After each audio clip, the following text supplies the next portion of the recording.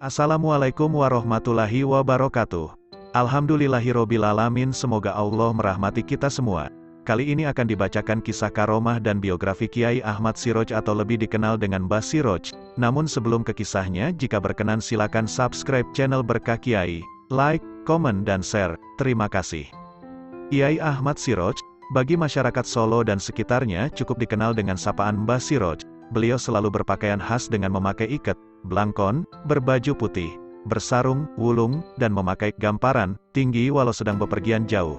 Tidak hanya kekhasan dalam berpakaian, namun beliau dikenal juga sebagai seorang ulama yang arif, soleh, dan mempunyai karisma. Setiap ucapannya, konon memiliki sejumlah makna, sasmita, bahkan di jajaran kota Solo, beliau dikenal sebagai seorang waliullah dengan beberapa karomah yang dimilikinya. Maka, berdasarkan kepribadian dan sikap hidup serta istiqomah beliau, banyak muridnya yang senantiasa menyelenggarakan haul untuk mengenang wafat beliau setiap tahunnya.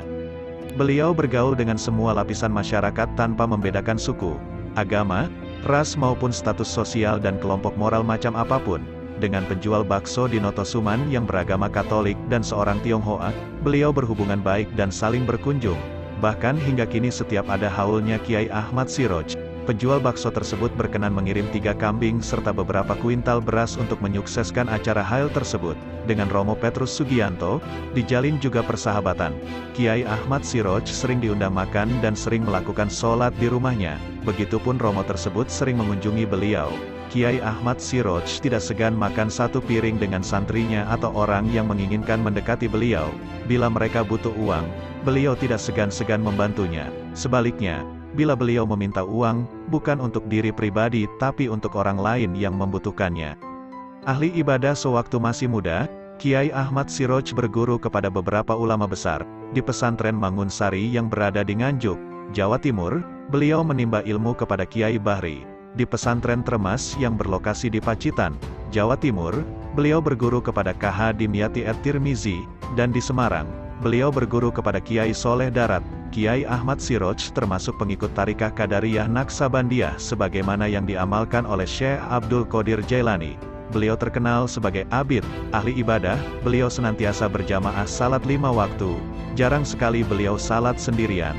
Salat sunnah rawatib, Qabliyah dan Ba'diyah selalu dijalankan secara lengkap, yang 4 rakaat dijalankan 4 rakaat. Salat duha dilaksanakan oleh beliau secara kontinu sebanyak 8 rakaat, meskipun sedang berada di rumah orang lain. Sedangkan antara maghrib dan isya, beliau melakukan salat awabin. Doa yang banyak dipanjatkan oleh beliau adalah, Ya Allah, Tuhan kami, Engkaulah yang kami tuju dan ridha-Mu yang kami cari. Berilah kepada kami ridha-Mu dan kecintaan-Mu serta marifat-Mu. Silaturahmi termasuk ibadah yang beliau gemari dan rajin dilakukan.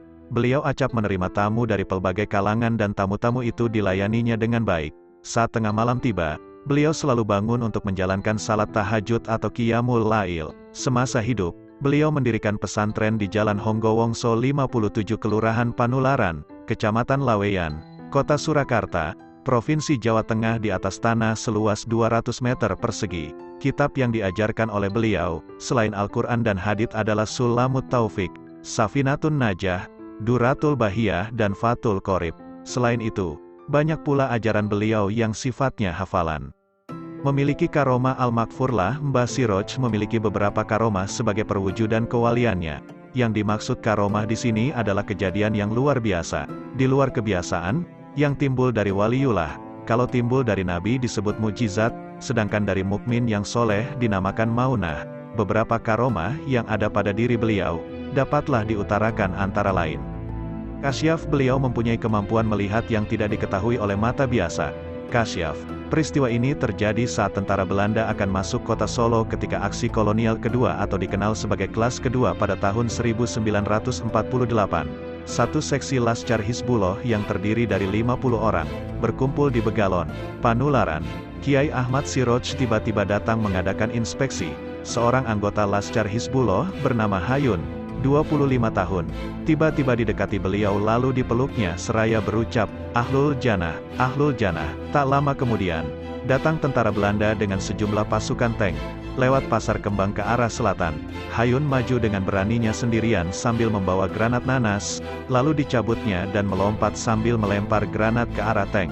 Ketika tank meledak, terbakarlah tentara Belanda yang berada di dalam tank juga termasuk Hayun, si pelempar granat tersebut.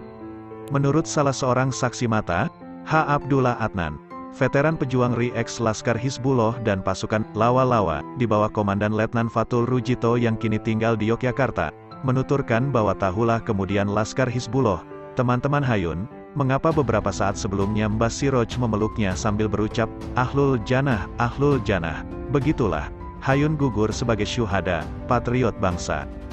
Berulang kali berhaji secara lahiriah, Kiai Ahmad Siroj belum pernah menunaikan ibadah haji ke Mekah, tetapi banyak orang yang ke Tanah Suci Mekah bertemu beliau di sana.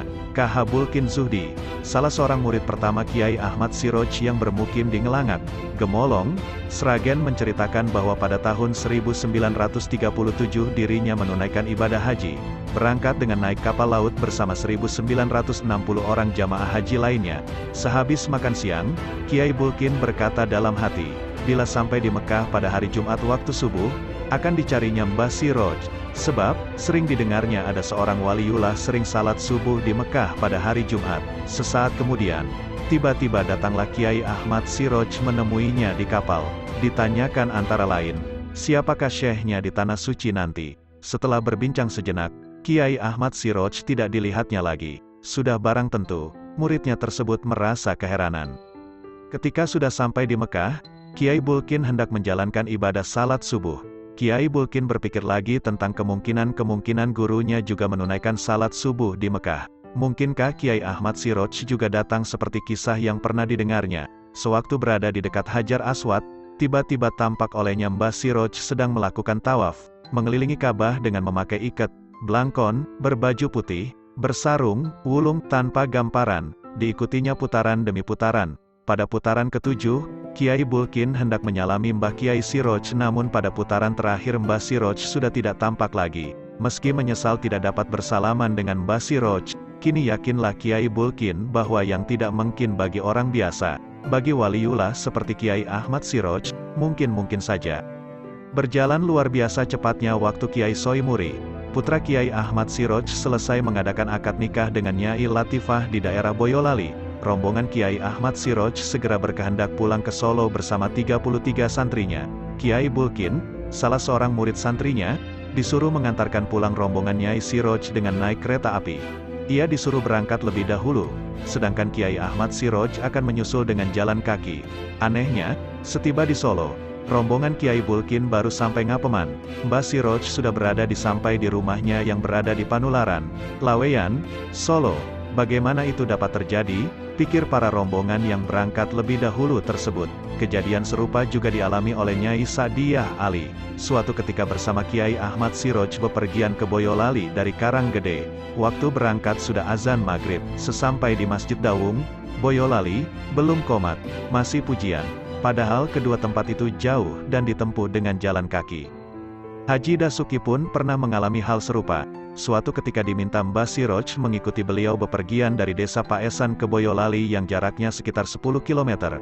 Sesampainya di tempat yang dituju, tasbih Kiai Ahmad Siroj masih tertinggal di Paesan. Lalu, disuruhnya Haji Dasuki mengambilkannya. Berjalan kaki pulang balik, waktu berangkat sudah azan maghrib. Anehnya, waktu kembali di Masjid Kokosan, Boyolali, belum qomat maghrib. Menurutnya, itu berkah Kiai Ahmad Siroj. 4. Nasi satu kendil. Suatu ketika Kiai Ahmad Siroj bepergian bersama 24 santrinya ke Susukan, Kabupaten Semarang dari Solo. Tuan rumah yang dikunjungi termasuk orang tidak mampu, miskin, untuk memuliakan tamu. Dimasakannya oleh Abdus Syakur, tuan rumah, satu kendil nasi. Karena nasi terbatas, Kiai Ahmad Siroj sendirilah yang dipersilahkan makan dalam kamar. Kiai Ahmad Siroj tidak bersedia. Nasi diminta dihidangkan ruang depan di mana beliau dan santrinya sedang duduk bersila. Nasi satu kendil itu dibagi-bagikan kepada semua tamu. Anehnya, setiap orang mendapatkan satu piring penuh. Cukup untuk makan kenyang. 5. Erat dengan pejabat raja sekitar tahun 1935. Kiai Ahmad Siroj mengajak Imam Muslim bepergian. Sesampai di Pura Mangkunegara, mereka terus masuk. Di Pendapa Mangkunegaran, Kiai Ahmad Siroj bertemu dengan seseorang yang tidak dikenal oleh Imam Muslim. Dua insan pun segera saling berpelukan erat, menggambarkan saling melepas rindu, setelah lama tak bersua. Lalu, mereka menuju ke belakang, duduk berhadapan sambil berbincang seperlunya. Akhirnya, mengertilah Imam Muslim bahwa yang saling berbincang antara Kiai Ahmad Siroj dengan orang tersebut, tidak lain adalah Kanjeng Gusti Adipati Arya, KGAA, Mangkunegara 7. Perbincangan tersebut berakhir sekitar pukul 2.30 dini hari. Lalu mereka segera meninggalkan Pura Mangkunegaran. Sesampai di Pasar Pon, pohon asam yang berdahan tinggi diraih Kiai Ahmad Siroj untuk menghentikan sepeda motor yang datang dari arah timur. Penumpangnya pun berhenti, lalu turun. Sebagaimana kejadian di Pura Mangkunegaran, di tempat ini pun keduanya saling berpeluk erat, menunjukkan keakraban. Setelah berbincang sejenak, berpisahlah keduanya. Dari percakapan Kiai Ahmad Siroj dengan penumpang motor tersebut, Imam Muslim barulah mengetahui bahwa ternyata yang bersepeda motor lalu berhenti dan bercakap-cakap dengan Kiai Ahmad Siroj, tidak lain adalah Ingkang Sampeyan Dalem Sri Susuhunan Pakubuwono X, Raja Kasunanan Surakarta yang termasyur. 6. Pintu terkunci, bisa masuk semasa kecil, Ahmad Siroj tinggal serumah dengan Kiai Abdus Syakur, kakak iparnya. Sesekali anak ini kena selentik karena kenakalannya. Suatu malam, Kiai Abdus Syakur pergi ke masjid untuk melaksanakan salat. Pintu rumah pun kemudian ditutup dan dikunci dari luar. Maklum, Ahmad Siroj dikala itu sedang pergi keluar rumah juga. Sepulang salat Isya, Kiai Abdus Syakur merasa heran. Sesampai di halaman rumahnya, dari dalam rumah sudah terdengar suara anak sedang tadarus dengan suara yang nyaring. Anak yang sedang tadarus itu adalah Ahmad Siroj. Lalu ditanya, "Kau lewat mana, Nak?" Dijawab oleh Ahmad Siroj, "Inggih lewat Meriku Mawon." Ya, melalui situ juga. Sejak itu, Kiai Abdus Syakur tak pernah lagi member selentikan padanya. Kali yang lain, Kiai Abdus Syakur pergi ke desa Petak untuk mendatangi acara syukuran perkawinan. Ahmad Siroj yang masih bocah di kala itu disuruh tinggal di rumah. Alangkah terkejutnya, sesampai di tempat upacara perkawinan, ternyata Ahmad Siroj telah berada di situ. Seusai upacara perkawinan, Kiai Abdus Syakur pun pulang lebih dahulu. Tidak kurang herannya, sesampai di rumah, Ahmad Siroj telah berada di dalam rumah. Lalu, hal itu ditanyakan kepada Ahmad Siroj, dan dijawab, "Kang, jarene aku kon tunggu omah." "Kak," katanya, "saya disuruh nunggu rumah." 7. Meski hujan tak basah bersama dua santrinya, suatu ketika Kiai Ahmad Siroj bepergian ke desa Penggung. Ketika pulang, di tengah jalan turunlah hujan lebat. Terpaksalah berhenti, mampir ke desa Grabagan. Kedua santri yang mengikuti Kiai Siroj basah kuyup bajunya. Tetapi Kiai Ahmad Siroj tidak apa-apa, tetap kering bajunya. 8. Sungai banjir besar terlewati suatu hari, Kiai Siroj bersama seorang santri pergi menuju ke desa Magu. Untuk keperluan salat duha, berhentilah sebentar di desa Rejasa. Seusai mengucapkan salam, santri pun disuruhnya berangkat terlebih dahulu. Kiai Ahmad Siroj akan menyusulnya kemudian. Dalam perjalanannya, santri tersebut terhenti di tengah jalan karena harus menyeberangi sungai yang airnya sedang besar-besarnya. Tak disangka, Kiai Ahmad Siroj dilihatnya telah berada di seberang sungai. Dengan berteriak, santri pun bertanya, "Gus, sampeyan niku wau medal pundi, Gus? Anda tadi lewat mana?" Jawab Kiai Ahmad Siroj, "Ah, ya metu kono kuwi ta." "Lah metu ngendi maneh?" "Ah, ya melalui situ juga." "Lah lewat mana lagi kalau bukan di situ?" Karena santri tersebut disuruh menyeberang tidak berani, Kiai Ahmad Siroj perintahkan padanya agar pulang saja. 9. Bak air kosong, penuh. Tiba-tiba pada suatu ketika, Kiai Ahmad Siroj sedang berkunjung ke rumah Muhi di Cepogo. Bak air, pengaron, yang berada di rumahnya, diminta oleh Kiai Ahmad Siroj untuk dibersihkan agar supaya bisa diisi dengan air. Setelah pengaron bersih, Muhi lalu pergi ke sumur untuk mengambil air guna diisikan pada pengaron tadi. Namun, alangkah terkejutnya ketika Muhi hendak menuangkan air ke dalam pengaron tersebut. Ternyata pengaron kosong tadi telah penuh berisi air. 10. Impian jadi kenyataan pada suatu saat, Kiai Ahmad Siroj memerlukan salat Jumat berturut-turut selama 7 Jumat di masjid yang di kemudian hari dikenal dengan nama Masjid Al-Muayyad yang terletak Jalan Kiai Haji Samanhudi 64 Mangkuyudan, Solo. Pada malam Jumat minggu ke-7, Kiai Asfari, kala itu berstatus duda, mimpi dianjurkan Kiai Ahmad Siroj agar menikah dengan Nyai Syafiah, Jumat siang. Sehabis salat Jumat di Masjid Al-Muayyad, Kiai Ahmad Siroj singgah ke rumah dekat masjid tersebut. Di samping Kiai Asfari berada di situ, juga Kiai Haji Ahmad Umar Abdul Manan. Jamuan makan siang pun disajikan. Kebetulan yang menghidangkan Nyai Syafi'ah juga. Seketika itu juga, Kiai Ahmad Siroj memerintahkan agar Kiai Asfari pergi, sowan, ke rumah Kiai Mansur di Popongan, Delanggu, Klaten.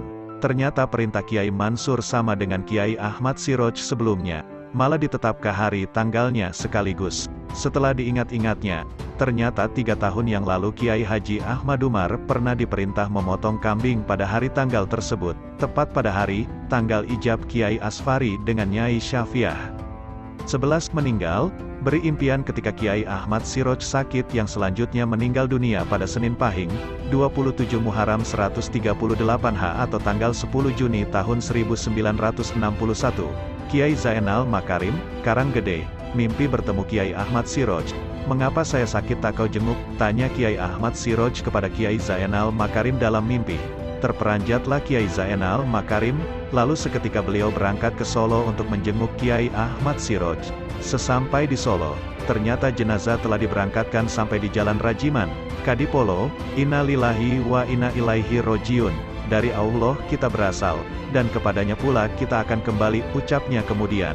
Kejadian serupa juga dialami oleh Said Abdullah di Kepatihan, Solo. Pada pagi hari itu, sekitar pukul 5 mimpi didatangi Kiai Ahmad Siroj, dan membangunkannya seraya berucap, "Sampun enggi Bib, kula rumiyin, sampeyan kantun. Sudahlah Bib, saya duluan, Anda menyusul." Alangkah terkejutnya sang Habib. Seketika itu pula, Said Abdullah pergi ke Panularan di mana rumah Kiai Ahmad Siroj. Ternyata dapat berita bahwa Kiai Ahmad Siroj telah meninggal dunia pada pukul 4 pagi hari itu. Anehnya, pukul 4 pagi Kiai Ahmad Siroj meninggal, pukul 5 Laksana berkunjung ke Kepatihan, kata Said Abdullah. Dalam hati tidak kurang herannya, doa pun segera dipanjatkan bagi almarhum Kiai Ahmad Siroj. Kiai Ahmad Siroj dikebumikan di tempat pemakaman umum, TPU, Makam Haji, Kartasura, Sukoharjo, semasa hidup. Kiai Ahmad Siroj tidak pernah mengaku sebagai seorang waliullah secara pribadi. Namun, banyak orang mengakui kewalian almarhum beserta karomahnya. Contoh di atas hanyalah sebagian karomah yang dimiliki Kiai Ahmad Siroj untuk membuktikan kewalian almarhum. Tentu saja masih banyak karomah lain yang belum terungkap di sini. Karena masih banyak cerita di masyarakat Solo perihal keistimewaan Kiai Ahmad Siroj dalam kepribadiannya. Semoga cerita yang dibacakan tadi dapat bermanfaat kepada kita, dan juga dapat menambahkan kita ketebalan keimanan sehingga kita bisa menjadi seseorang yang alim dalam setiap tingkah laku. Mohon maaf jika ada kekurangan dan kesalahan. Sekian dan terima kasih. Wassalamualaikum warahmatullahi wabarakatuh.